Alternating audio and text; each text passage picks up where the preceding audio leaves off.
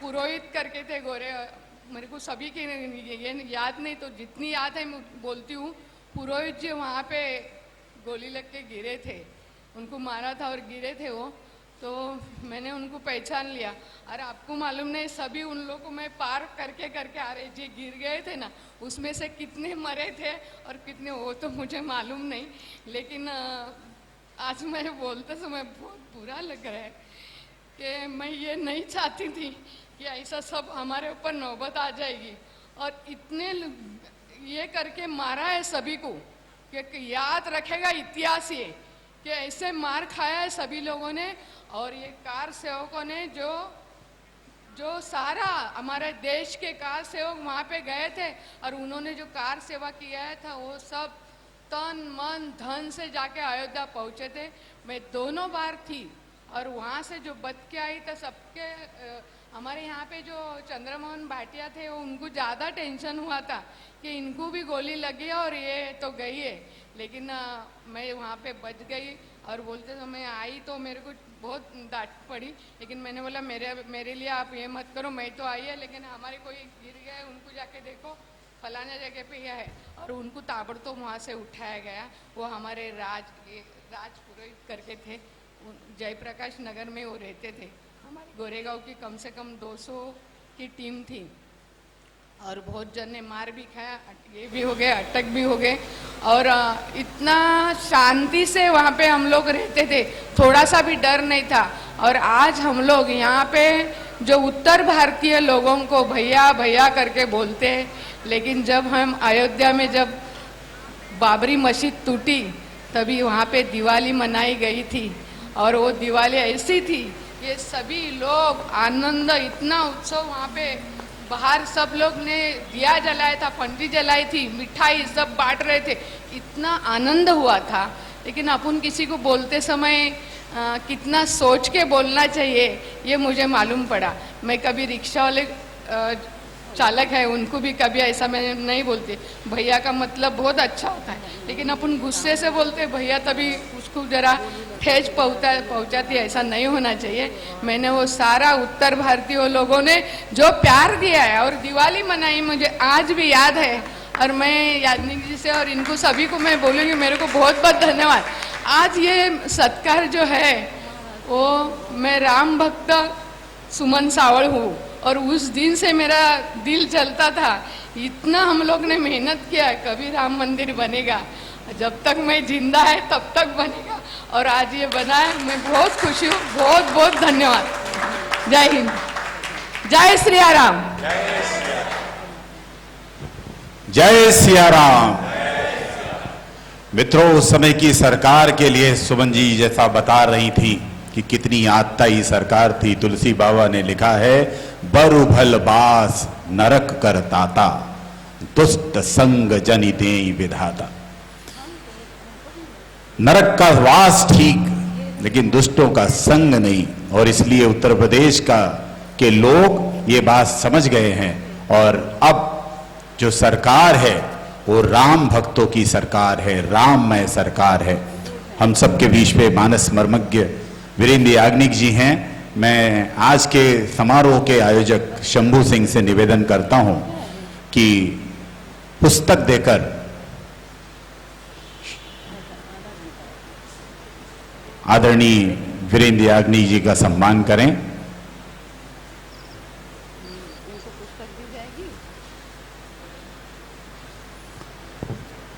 मैं बहुत आदर और सम्मान के साथ आदरणीय वीरेंद्र याग्निक जी से निवेदन करता हूं कि वे हम सबको संबोधित करें, और सोशल मीडिया पर जो लाखों लाख लोग आज इस समारोह में आनंदोत्सव कर रहे हैं, उनको भी अपने विचारों से उन लाभ पहुंचाएं। मैं आदरणीय वीरेंद्र याग्निक जी से निवेदन करता हूं कि हम सबको संबोधित करें।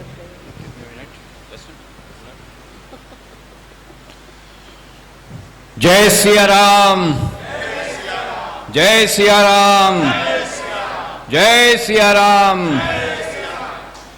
रामो राजमणि सदा विजयते, रामम रमेशं भजे, रामेणा विहता निशाचर चमो, रामाय तस्मै नमः। रामान्नास्ति परायणं परतरं रामस्य दासोऽस्म्यहं रामे चित्तलयः सदा भवतु मे भो राम मामुद्धरः। आज के इस पवित्र कजरी महोत्सव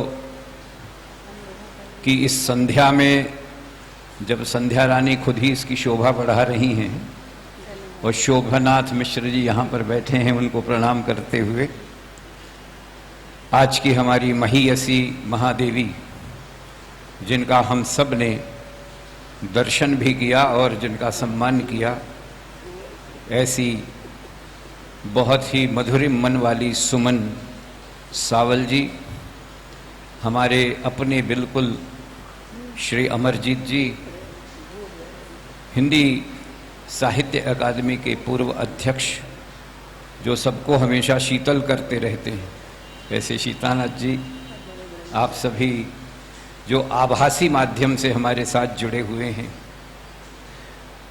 सभी जितने यहाँ पर बैठे हैं, उन सभी को सर्वप्रथम मैं आज श्री राम जन्मभूमि मंदिर के भूमि पूजन के अवसर पर शत सहस्त्र अभिनंदन और अभिवंदन करता हूँ। बहुत बहुत बधाई। सुमन जी कह रही थी, पता नहीं हमारे जीवन में भी वो क्षण आएगा, कार सेवक के रूप में तो हम गए थे, लेकिन राम सेवक के रूप में कभी हम राम मंदिर में जाकर के भगवान राम का दर्शन कर पाएंगे या नहीं। सम्माननीय प्रातस्मरणीय हम सबके हिंदू हृदय सम्राट माननीय श्री अशोक सिंघल जी एक बार यहाँ आए थे। डॉक्टर श्याम अग्रवाल ने उनके आँख का ऑपरेशन किया था। हमारे माननीय जिंदल जी के यहाँ वो निवास में थे। हम सब लोग गए थे, उनके चरणों में बैठ कर के हमने पूछा था, अशोक जी, क्या हम लोग भी राम मंदिर को देख सकेंगे? ऐसा हो सकता है? ये बात करीब आज से 10 साल पहले की है। तो उन्होंने जो बात कही वो आज सही सिद्ध हो रही है। उन्होंने कहा, बेटा तुम तो देख लोगे, मेरे बारे में संदेह है। मैं शायद थोड़े से अस्वस्थ भी थे, लेकिन उन्होंने कहा मैं कह नहीं सकता, लेकिन बनेगा जरूर, निश्चित रूप से बनेगा। और जो बात उन्होंने उस समय कही थी वो मुझे आज स्मरण है, कोई संत महात्मा ही आकर के इसको बनवाने के दिशा में काम करेगा। तो आज योगी जी उसके मुख्यमंत्री। अशोक जी ने कहा था, जिंदल जी के घर पे कहा था, मुझे याद आ रहा था, राम जी का मंदिर ऐसे ही नहीं बन सकता, कोई भोगी उसको नहीं बना सकता। कोई योगी आए, सिंहासन पर बैठे, और कोई नरों का इंद्र नरेंद्र आ जाए, वो उसका भूमि पूजन करे, तब राम की प्रतिष्ठा होती है, तब राम बनता है। रामो राजमणि सदा विजयते, तब राम बनता है। तुलसी ने रामचरितमानस का प्रारंभ किया, सीताराम गुणग्रामो पुण्यारण्य विहारिणो वंदे विशुद्ध विज्ञानो कवीश्वर कपीश्वर। कपीश्वर भगवान श्री हनुमान जी की वंदना की है। उद्भव स्थिति संहार कारणीम क्लेशहारणीम सर्वश्रेयस्करीम सीताम नतोहम राम वल्लभाम। मैं आज जब भी किसी कार सेविका को देखता हूं तो उसमें तो सीता के ही दर्शन होते हैं। सीताम नतोहम राम वल्लभाम। कौन है सीता? स्वामी विवेकानंद से पूछा कि अगर भगवती स्त्री के बारे में अगर आपको कुछ कहना हो, कौन आदर्श हो सकता है? तो उस समय विवेकानंद ने उत्तर दिया था, केवल और केवल सीता को ही अपना आदर्श मानना। केवल और केवल जिसने राजमहल के सारे सुख उपभोग को छोड़ करके अपने पति के साथ चली, और वो शक्ति बन करके चली, शक्ति बन करके रही, और इसलिए शक्ति बन करके भी वो वापस आई। इसलिए जब अभियान ने ये निश्चय किया कि हम स्त्री शक्ति सम्मान देते हैं, तो वाकई ये बहुत बड़ी बात है। स्त्री की शक्ति अलग मत करो, केवल शक्ति सम्मान करो, वो तो शक्ति स्वरूपा है। या देवी सर्वभूतेषु शक्ति रूपेण संस्थिता नमस्तस्यै नमस्तस्यै नमस्तस्यै नमो नमः। वो तो भगवती है।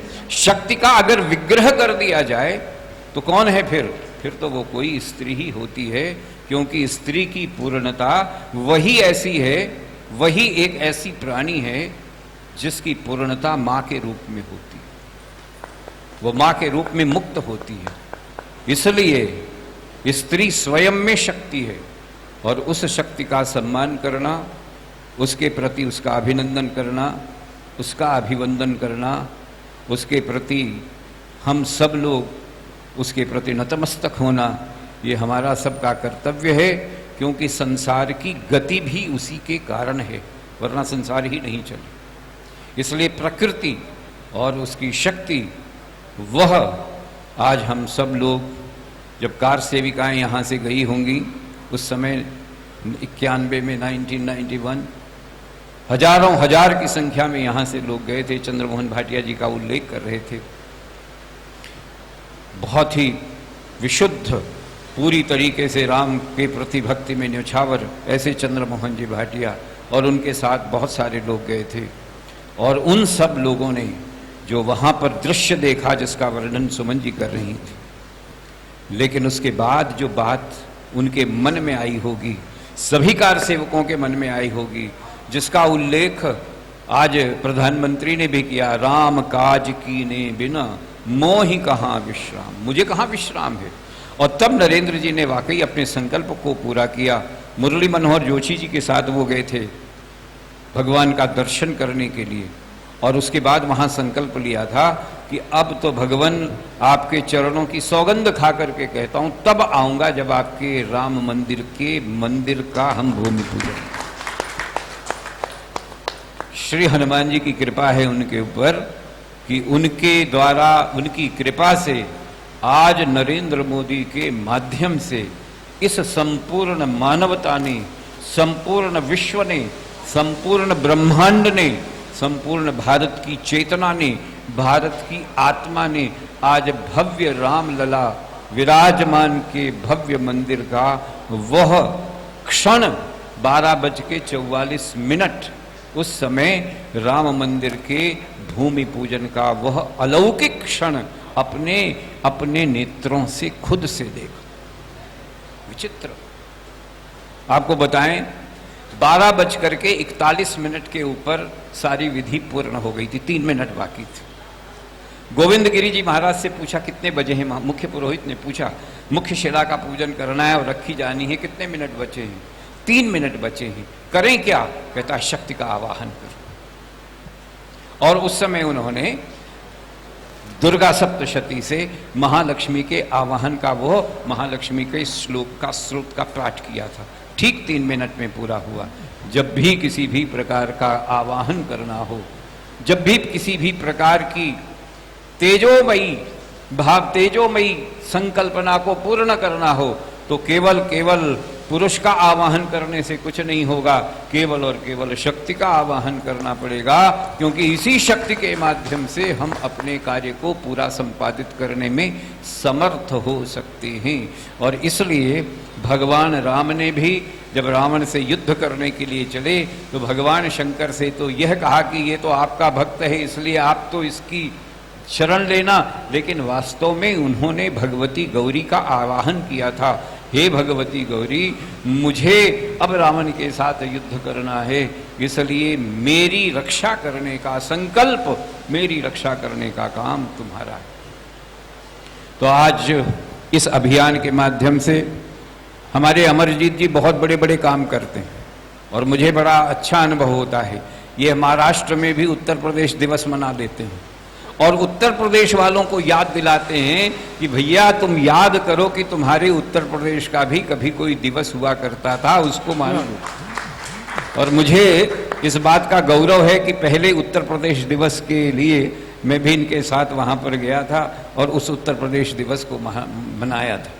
तो महाराष्ट्र दिवस तो मनाते ही मनाते हैं, लेकिन अमरजीत की ये अमर गाथा है कि उन्होंने उत्तर प्रदेश वालों को भी याद दिलाया कि भैया अपने उत्तर प्रदेश का दिवस भी होता है जिस दिन तुम्हारा गठन हुआ था, जिस दिन तुम्हारी संस्थापना हुई थी, जिस दिन तुम अस्तित्व में आए थे, जिस दिन तुम्हारा व्यक्तित्व निखरा था, जिस दिन तुम ऐसे प्रदेश के रूप में आए थे जिसने 3-3, 4-4 प्रधानमंत्री इस देश को दिए, ऐसे प्रदेश की स्थापना के दिवस का स्मरण तो करो। और स्मरण किया। हमारे योगी जी उस कार्यक्रम में आए थे और भी बड़े बड़े लोग उस कार्यक्रम में पधार करके उन्होंने उस कार्यक्रम की शोभा बढ़ाई थी। लोक संस्कृति को स्थापित करने वाले और मुंबई जैसे महानगर में, मेट्रो सिटी में लोक संस्कृति को लोकप्रिय बनाने का काम भी अगर किसी ने किया है तो अमरजीत मिश्र ने किया है। नहीं तो यहां पर लोक संस्कृति के नाम पर तो नहीं, यहां तो भोग संस्कृति है, या भोग संस्कृति है या परलोक संस्कृति है, बाकी कोई लोक संस्कृति का नाम नहीं। लेकिन लोक, इस देश का जीवन, इस देश के प्राण तो लोक में बसते हैं, लोक संगीत में बसते हैं, लोक नृत्य में बसते हैं, लोक भाषा में बसते हैं, लोक जीवन में बसते हैं। यहाँ का संस्कार, यहाँ की संस्कृति का अगर कहीं दर्शन करना हो तो केवल और केवल लोक भाषा में और लोक जीवन में और लोक गीत में और लोक संस्कृति में करना चाहिए। इस भावना के साथ अमरजीत ने यह जो अभियान रखा है, इसलिए अच्छा नाम भी है अभियान, ये जो अभियान चला है ये अभियान निरंतर चलते रहना चाहिए। क्योंकि अगर लोक नहीं रहा, उसमें संस्कृति नहीं रही, तो इस देश की पूरे समाज में फिर विकृति आती है और फिर उसकी कोई भी कृति मानवता के लिए किसी भी प्रकार का कोई लाभ और कोई उसका कल्याण कर सकने में समर्थ नहीं होती। इसलिए उस लोक संस्कृति को जीवंत रखने के लिए वाल्मीकि ने भी जब रामायण की रचना कर दी तो उतनी ज्यादा लोकप्रिय नहीं हुई। लेकिन जब इस रामायण की रचना रामचरितमानस के रूप में भगवान महात्मा श्री गोस्वामी तुलसीदास ने अवधि में कर दी तो पूरे घर घर में फैल गई। रंक से राजा से लेकर के रंग तक, किसान से लेकर के महान व्यक्ति तक वह लोगों की जिह्वा के ऊपर बस गई। आज प्रधानमंत्री ने उसमें से कई और चौपाइयों का उल्लेख करके उस रामचरितमानस की लोकप्रियता का, उस लोक संस्कृति का, लोक भाषा का, उसका समापन, उसका एक प्रकार से सम्मान किया, जिस लोक भाषा के माध्यम से हम अपने संस्कार को, अपनी संस्कृति को जीवंत रखना चाहते हैं। आजकल श्रावण है, भाद्रपद है, कजरी का बहुत बड़ा महत्व है और इसलिए कजरी के माध्यम से अब जब गाते हैं, अभी गा रहे थे, झूला झूला रहे थे, ऐसा लग रहा था जैसे हम भी झूला झूल रहे, हम भी झूला झूल रहे। बताओ, पानी बरसता हो, फुहार चल रही हो, झूला पड़ा हुआ हो, अब तो झूले ही नहीं पड़े देखे जा सकते। कदम्ब की डारी से झूला लटका हो, भगवती राधा बैठी हूँ, कृष्ण झूला झूला रहे हों और राधा कहती हूँ तुम धीरे से झूलाना, शायद कदम। क्या आप ऐसी कल्पना कर सकते हैं? अंग्रेजी के डांस में तो नहीं कर सकते, लेकिन आजकल तो ये चल रहा है। इसलिए उस लोक जीवन को समझने की आवश्यकता है, लोक भाषा को समझने की आवश्यकता है। चैत्र में चैती गाते हैं, वसंत ऋतु होती है, होरी होती है, खड़ंजी गाते हैं और सभी कजरी भी मिर्जापुर की अलग, जौनपुर की अलग, बनारस की अलग, आजमगढ़ की अलग। बताओ, 100-100 किलोमीटर का ही फासला है, लेकिन उसका भाव, उसके गाने का तरीका, उसमें शब्द विन्यास और उसका अर्थ विन्यास, ये सब अलग अलग है। कहाँ मिलेगा ऐसा? किस देश में मिलेगा? किस देश की संस्कृति में मिलेगी? केवल और केवल जहाँ राम बसते हों, जिस लोक जीवन में केवल राम हो। जब बच्चा पैदा होता हो तो लोग वहां कहते हो राम आया, और जब जाता हो तो कहें राम नाम सत्य है। जन्म से लेकर के मृत्यु तक जहां राम ही राम हो, राम केवल और केवल प्रेम, राम ही केवल प्रेम प्यारा, बस जान ले सो जाननी, जान लो बस इसको। और तब सिया राम में सब जग जान, जन्म से लेकर के मृत्यु तक सब जग, हमारे सभी कार्य, पानी ग्रहण हो रहा हो, राम दूल्हा बना है, द्वारचार हो रहा हो, राम जी आए हैं हमारे घर में, किसी भी प्रकार का कोई प्रसंग हो, कौन देखता है? अवध में, उत्तर प्रदेश में नहीं, सब जगह केवल राम ही राम है। ऐसे राम मंदिर के, जन्मभूमि मंदिर के पावन पर्व पर अब 15 अगस्त तो मनेगा ही, संपूर्ण संसार और मानवता 5 अगस्त भी मनाएगी, जिस दिन राम जन्मभूमि के मंदिर का प्रारंभ होगा। उस दिन वह राम जन्मभूमि मंदिर का प्रारंभ के दिन भी, वह दिन भी हम सब लोगों के लिए परम चेतना को प्राप्त करने वाला, परम चैतन्य प्रदान करने वाला यह दिन, जिस दिन हम अपनी संस्कृति के प्रति, अपने संस्कार के प्रति, अपने आदर्श के प्रति समर्पित होकर के भगवान राम को प्रणाम करेंगे, रामलला विराजमान को अपने अस्तित्व में, अपने आत्मा में स्थापित करने की चेष्टा करेंगे। आधुनिक भारत के निर्माण के लिए प्रधानमंत्री जी ने आज बहुत व्यापक संदेश दिया है। उन सबको समाहित करते हुए मैं पुनः सुमन जी, नाम भी इतना अच्छा है, जिसका मन वही जा भी सकता है राम जी के यहाँ। निर्मल मन जन सो मोहि पावा, मोहि कपट छल छिद्र न भावा। कौन आ सकता है मेरे पास? कहता है निर्मल मन, जिसका मन कैसा हो, सुमन हो। इसलिए यही जा पाई अयोध्या वहां पे कार सेविका के रूप में। बहुत सारे लोग रहे होंगे मुंबई में, लेकिन गया कौन? केवल सुमन रखने वाली ऐसी महीयसी महादेवी गई वहां पर राम मंदिर के उस कार सेवा में अपने श्रम को, अपने स्वेद बंधुओं का अर्घ्य चढ़ाने के लिए। मैं आपको बहुत बहुत प्रणाम करता हूँ। अमरजीत जी, आपको बहुत बहुत साधुवाद देता हूँ कि आपने ऐसे लोगों का चयन किया। शीतला प्रसाद जी यहाँ पर हैं। शीतला प्रसाद जी हमारे पूर्व अध्यक्ष रहे हैं साहित्य, हिंदी साहित्य अकादमी के। वो हम सबको शीतल रखें, हमारा मन शीतल रहे। कोरोना के इस बड़े काल में हम सब लोग शीतलता के साथ रहें। इनके प्रति बहुत सम्मान व्यक्त करता हुआ आप सभी लोगों को, संध्या जी को, आज की संध्या फिर से सज जाए, आपके गायन से शोभा बढ़ जाए। शुभनाथ जी, बस आपको प्रणाम करते हुए सभी गायकों मैं अपनी वाणी को विराम देता हूँ।